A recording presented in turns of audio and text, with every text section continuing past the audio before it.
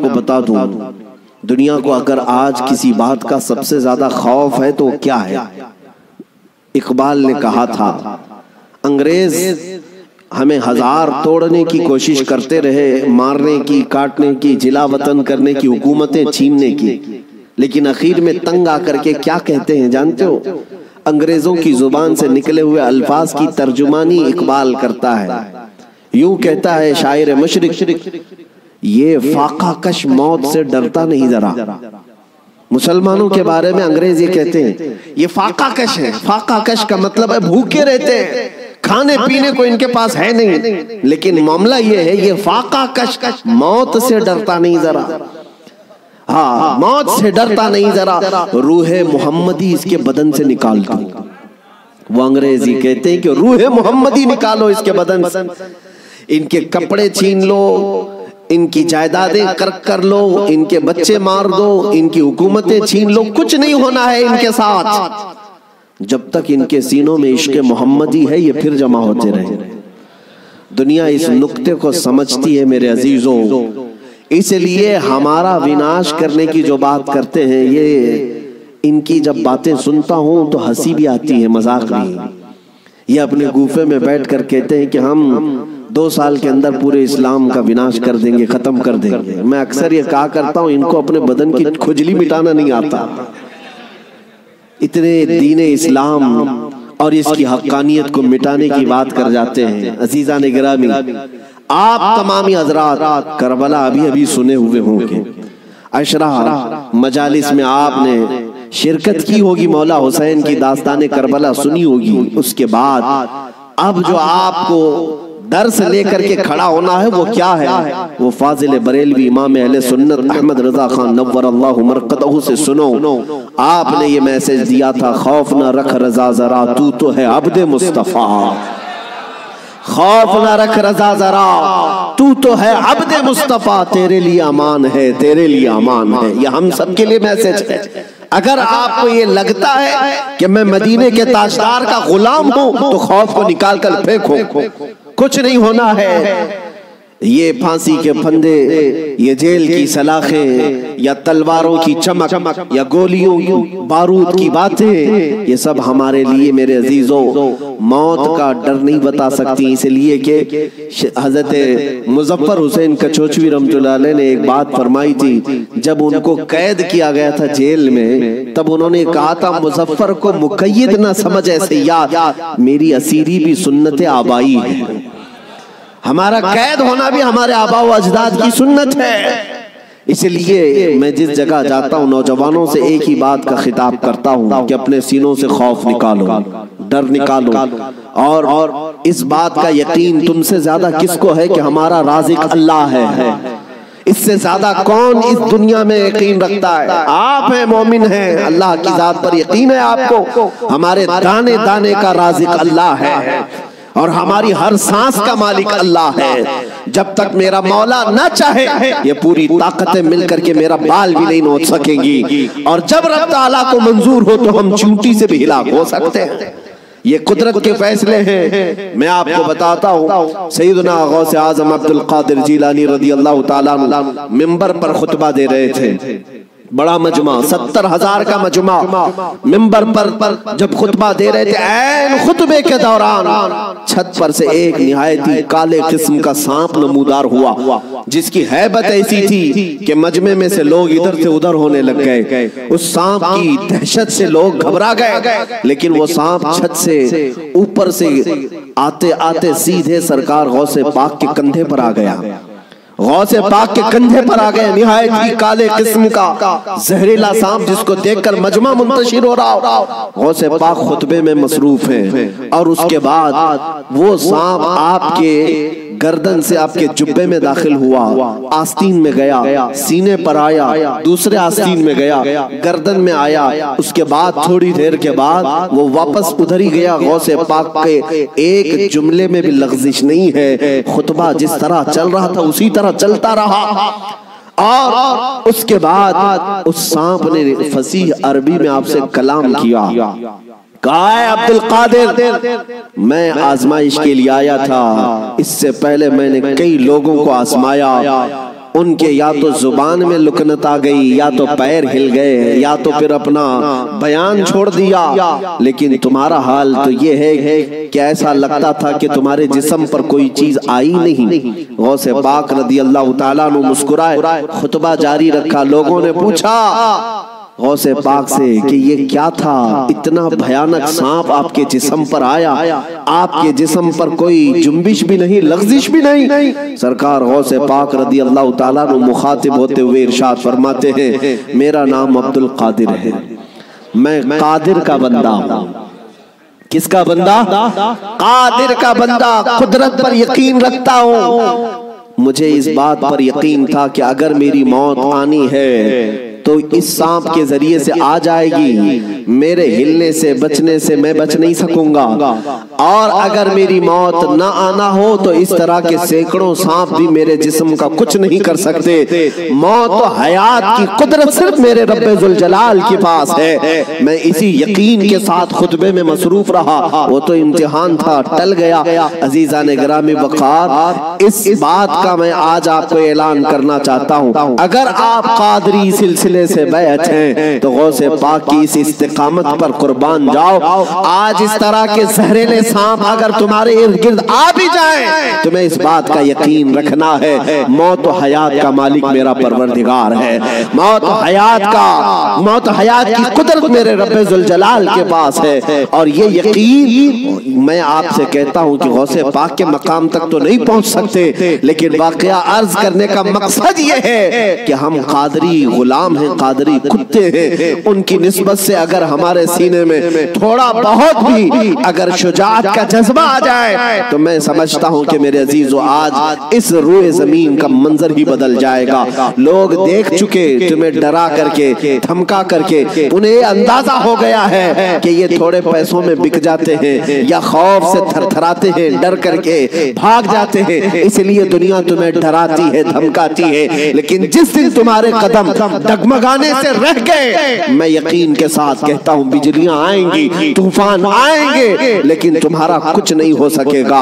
अल्लाह करीम तुम्हारे इस्तिकामत पर मदद नाजिल फरमाएगा। इसलिए कि कुरान में वो कहता है, इन्नल्लज़ीना क़ालू रब्बुनल्लाह सुम्मा इस्तक़ामू ततनज़्ज़लु अलैहिमुल मलाइका, बेशक जो लोग अल्लाह को ये कहते हैं कि हमारा रब है और फिर उस पर जमे रहते हैं, मौला फरमाता है उनकी हिफाजत के लिए मौला फरिश्ते नाजिल फरमाता। जमे रहना, इस्तिकामत, डटे रहना, ये आज तुम्हारी जरूरत है मेरे अजीजों। तूफान आएंगे, आंधियां आएंगी, लेकिन ये नहीं है कि तुम मैदान छोड़कर भाग जाओ। देखो मौत तो आनी है, किसी हॉस्पिटल के बेड पर आएगी या घर की चटाई पर आएगी, कहीं ना कहीं आना है, या किसी हादसे में या किसी बीमारी में। लेकिन अगर किस्मत से मौत इस हाल में आए कि मैं मेरे नबी का परचम बुलंद कर रहा हूँ, नबी पाक की इज्जत की बात कर रहा हूँ, और अगर इस हाल में मौत आए तो उस मौत का क्या कहना। मेरे अजीजों, बुजुर्गों ने फरमाया, जो नामूसे रिसालत पर मर जाता है, रूह निकलने से पहले वो अपने सिराने पर मुस्तफा करीम का दीदार भी करता है। नबी पाक सल्लल्लाहु तआला अलैहि वसल्लम का दीदार करेगा।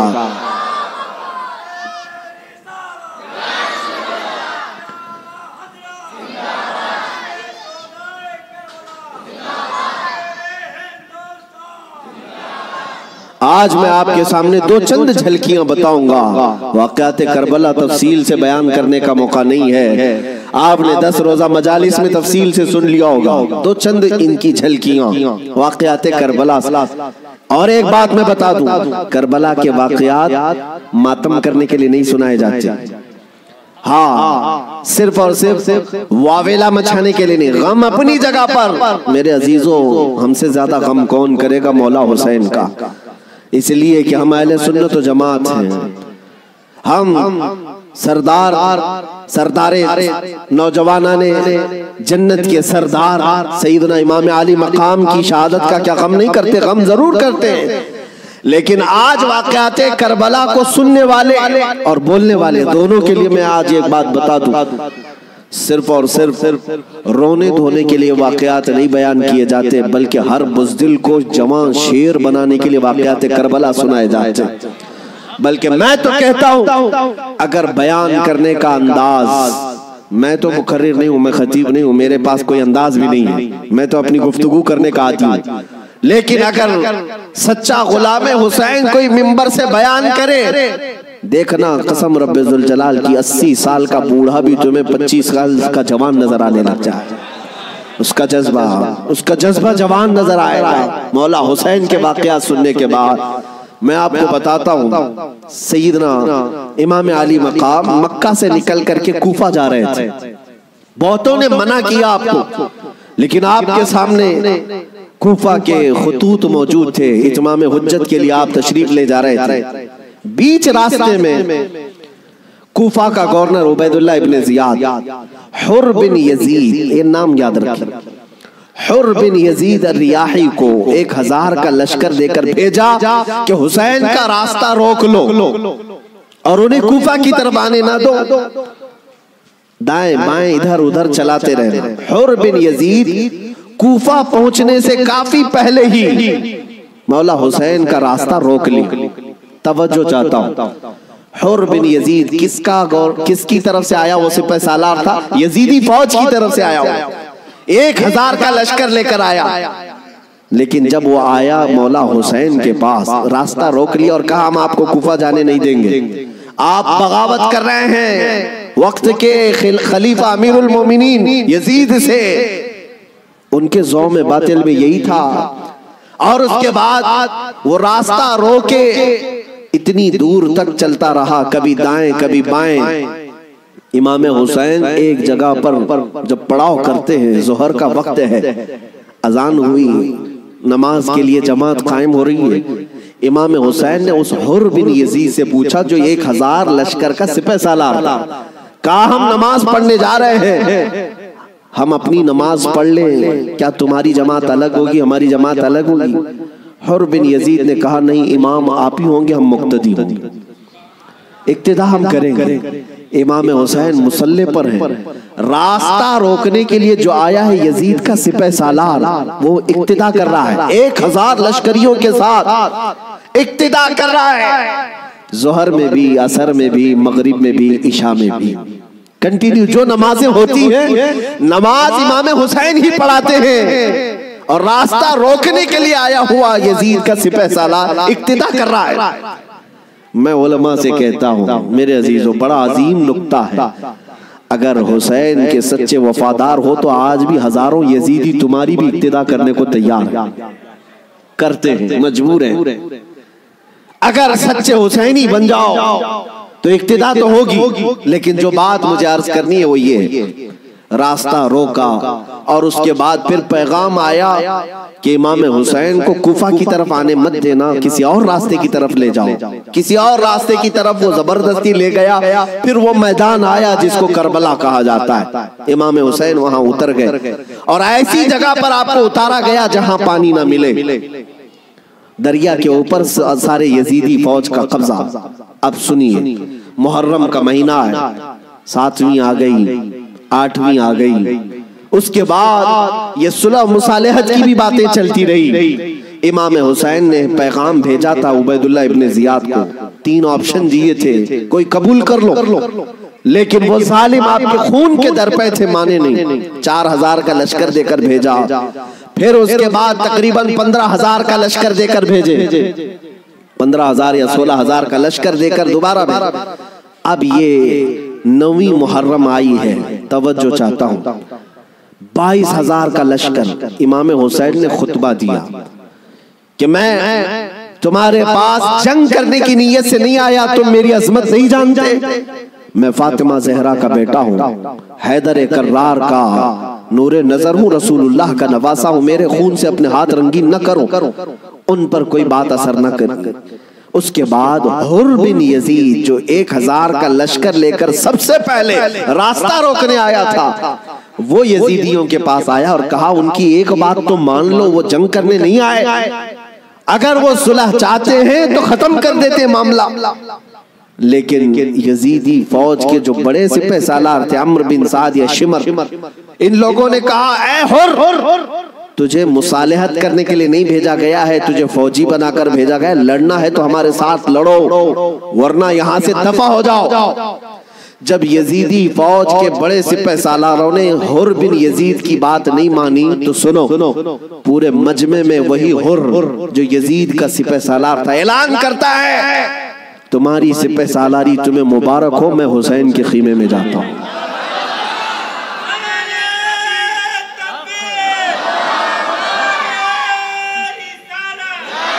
तवज्जो,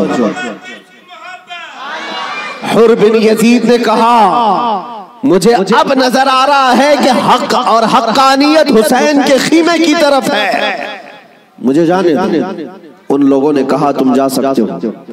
हुर बिन यजीद को पता था हुसैन के साथ जाने का क्या अंजाम हो सकता है। 22,000 का लश्कर जर्रार है और इधर सिर्फ 80-82 लोग हैं। ऐसे वक्त में एक छोटी जमात का साथ कौन दे सकता है, जहां भारी भरकम लश्कर सामने मौजूद हो। मेरे अजीजों, एक छोटी जमात का साथ सिर्फ वही दे सकता है जिसके सीने को मौला हिदायत के लिए खोल देता है। मैंने देखा है मुसीबतों के वक्त कौन हमारे साथ खड़ा होता है।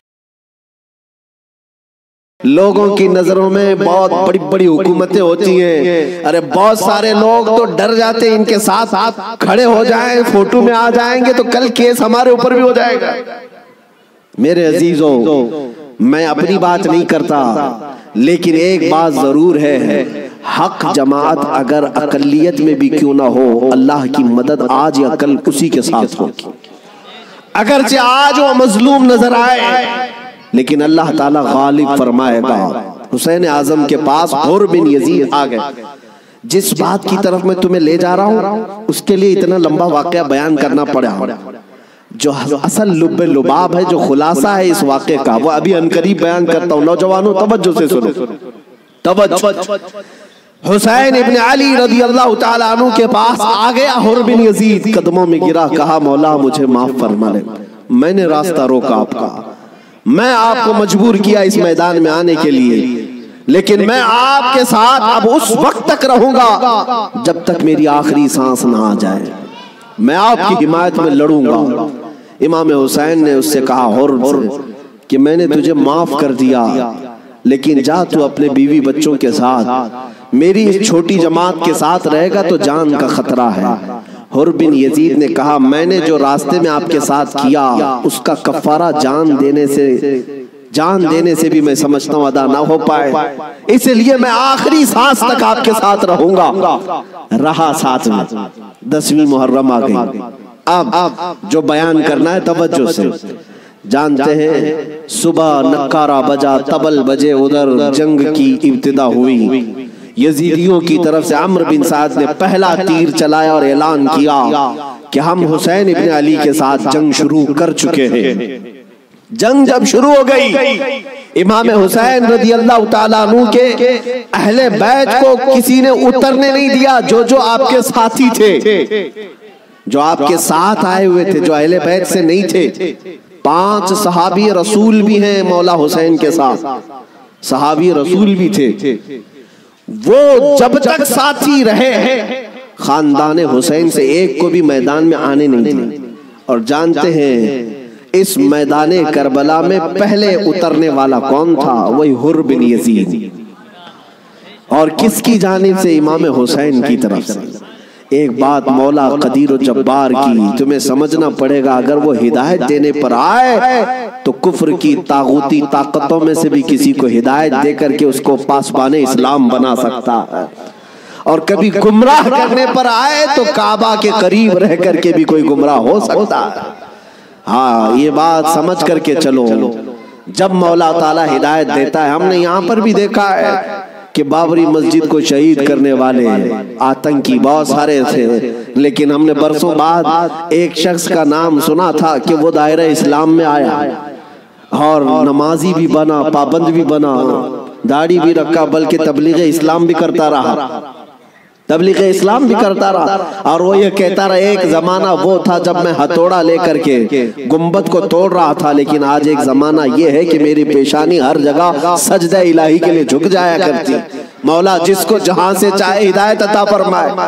हुर बिन यजीद इमाम हुसैन की तरफ से पहले मैदान में उतरने वाले। अब मैं आता हूं उसी बात पर जिसके लिए मैं इतना लंबा वाक़या आपको सुनाया। मुकाबला दू बदू था, एक के बाद दीगरे मुकाबला था। हुर बिन यजीद जब घोड़े पर सवार होकर मुकाबले के लिए आया तो यजीदियों की तरफ से पहलवान आते रहे, सिपाही आते रहे, मुकाबला करते रहे। ये तन्हा हुर बिन यजीद का मुकाबला सुबह से लेकर के दोपहर तक चलता रहा। बाकी बहुत सारे मुकाबले हुए, थोड़ी थोड़ी देर के बाद सब जामे शहादत नोश करते रहे, ये जवाल के बाद। लेकिन हुर बिन यजीद का मुकाबला सुबह से चलता रहा। और मैंने जब तारीख में ये बात पढ़ी तो मुझे हैरत हुई कि तन्हा हुर बिन यजीद अकेले घोड़े पर आया और यजीदियों से एक के बाद दीगरे लड़ता रहा। घंटों के मुकाबले के बाद जिन लोगों को हुर बिन यजीद ने मारा था उनकी लाशें गिनी गई तो 120 लाशें पड़ी हुई थी। यही बात मुझे करना है, यही बात मुझे करना है।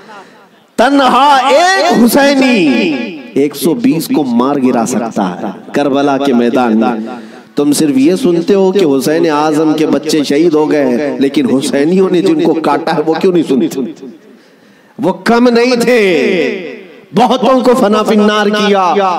अब जो बात कहनी है वो ये है, हुर बिन यजीद खानदान हुसैन से नहीं है, अहले बैत से नहीं है, अंसार में से भी नहीं है जो साथी वहां से आए थे, बल्कि एक दिन पहले तौबा करके हुसैनी बना तो दूसरे दिन की ताकत का हाल ये है।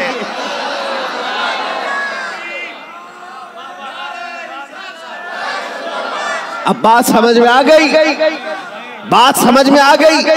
एक दिन का हुसैनी 120 पर भारी हो सकता है, तो जो बचपन से हुसैनी है वो हजारों पर जरूर भारी होगा। क्यों ना भारी होगा? आला हज़रत फाज़िल बरेलवी रज़ी अल्लाह ताला अन्हु निस्बत कादरियत पर फख्र करते हुए कहते हैं, क्या दबे जिस पे हिमायत का हो पंजा तेरा, शेर को खतरे में लाता नहीं कुत्ता तेरा। अजीज़ान गिरामी, निस्बत कादरियत पर जब इतना फख्र है तो निस्बत हुसैनी पर कितना फख्र हो। मौला हुसैन की निस्बत ने अच्छे अच्छों को जवान कर दिया। और उनके सगे भतीजे इमाम कासिम ने, जानते हो उम्र क्या थी इमाम कासिम की? यहाँ बैठे हुए अक्सर लोग उम्र में बड़े होंगे बहुत सारे, 19 साल की जवानी थी। 19 साल की जवानी। तारीख निगारों ने लिखा है इमाम कासिम जब घोड़े पर बैठ कर के आए थे तो यजीदी खीमे में ऐसी खलबली मची। लोग ये कहते थे कि कासिम बिन हसन, इमाम हसन के बड़े बेटे इमाम कासिम। मैंने ये भी रिवायत पढ़ी, इमाम कासिम जब घोड़े पर सिर्फ पहलू बदलते थे, पहलू बदलने, घोड़े पर इधर से उधर इस तरह पहलू बदलना, तो यजीदी खीमे में के लोग कहते हैं जब कासिम बिन हसन घोड़े पर पहलू बदलते थे तो ऐसा लगता था कि बिजली चमक रही है, बिजली चमक रही है। ये खौफ सीनों में हजारों के होने के बावजूद किसने तारी किया? मेरे अजीजों, वो रब्बे जुल जलाल है, गालिब हिकमत वाला, जिसने कुरान में फरमाया वला तहिनु वला तहज़नु व अंतुमुल अअलाउ इन कुंतुम मुमिनीन, तुम घबराओ मत, परेशान मत हो। मौला फरमाता तुम ही गालिब रहोगे अगर तुम सच्चे ईमान वाले हो, अगर तुम मेरे मुस्तफा करीम सल्लल्लाहु अलैहि वसल्लम के सच्चे गुलाम हो। लोग तो सिर्फ करबला के मैदान में ये देखते हैं कि इमाम हुसैन की शहादत हो गई, अली असगर की शहादत हो गई, अली अकबर की शहादत हो गई, अब्बास अलंबरदार की शहादत हो गई। ये शहादतें अपनी जगह पर, लेकिन अगर कंपैरिजन में मैं बताऊं, मैं अगर बताऊं किसने कितनों को मारा था, किसने कितनों को जख्मी किया था, तो फिर तुम्हें पता चलेगा कि वो कट करके भी फतहयाब थे, वो शहीद हो करके भी फतहयाब थे। इसलिए कि यजीदियों के पास बोलने के लिए मुंह नहीं है। अगर किसी यजीदी को पूछे कि तुम किसके साथ लड़ने के लिए गए थे, तो ये कहेंगे 80 लोगों के साथ। कितने लोगों के साजो सामान के साथ गए थे? कहेंगे 22,000 के साथ। तो दुनिया आज भी हंसेगी, 80 लोगों से लड़ने के लिए 22,000 गए थे। क्या क्या लेकर गए थे? हाथी भी थे, घोड़े भी थे, नेज़े भी थे, तलवारें भी थी, भाले भी थे, सब था। फिर अगर तुमसे पूछा जाए साजो सामान के साथ सहूलतें क्या थी, यजीदी कहेंगे पूरा पानी हमारी तरफ था, दरियाए फुरात भी हमारी तरफ था, खाना भी हमारी तरफ, पानी भी हमारी तरफ। फिर दुनिया पूछेगी उधर के खीमे में हुसैन कितनी तैयारी के साथ आए थे, तो तुम्हें मुंह झुकाकर कहना पड़ेगा उनके पास सही किस्म के नेज़े और तलवारें भी नहीं थी, और घोड़े और हाथी और ऊंट भी नहीं थे। उनके पास तो 3 दिन की भूख भी थी, प्यास भी, और उसके अलावा उन नौजवानों के पास भूख और प्यास की शिद्दत के साथ साथ साजो सामान जंग भी नहीं था। तब दुनिया आज भी कहेगी भला इसको जंग कहते हैं, भला इसको मुकाबला कहते हैं। वो हुसैनी अगर तुम्हारे साथ मुकाबला ना भी करते तब भी क़यामत तक हुसैन की फतह का परचम लहरा रहा होता। लेकिन आज दुनिया ये देख करके भी कहती है, चलो तख्त और ताज के मालिक होने को अगर आज दुनिया ये कहती है, ताकत वाले फतह याब हैं, हुकूमत वाले फतह याब हैं, तख्त वाले फतह याब हैं। तवज्जो से ये बात मैं आज जिम्मेदारी के साथ कह रहा हूँ, कल को अगर मुझे कोई फांसी पर चढ़ाए, कल को अगर मुझे कोई गोली मारे, तो ये बात मेरी याद रखना मेरे अजीजों, जालिमों की हुकूमत ज्यादा देर तक नहीं चलती। यजीद का तख्त भी था, ताज भी था, हुकूमत भी थी, फौजी भी थे, सिपाही भी थे, लेकिन आज जाओ उस यजीद के तख्त को ढूंढने के लिए, महल को ढूंढने के लिए। दिमश्क आज भी मौजूद है, मुल्क शाम आज भी मौजूद है। दिमश्क अगर जा करके लोगों से पूछोगे वो तख्त कहाँ है जहां से हुकूमत की जाती थी, यहाँ से बैठ करके करबला के रेगिस्तानों में खून बहाया जा रहा था, यजीद कहाँ है, तख्त कहाँ है?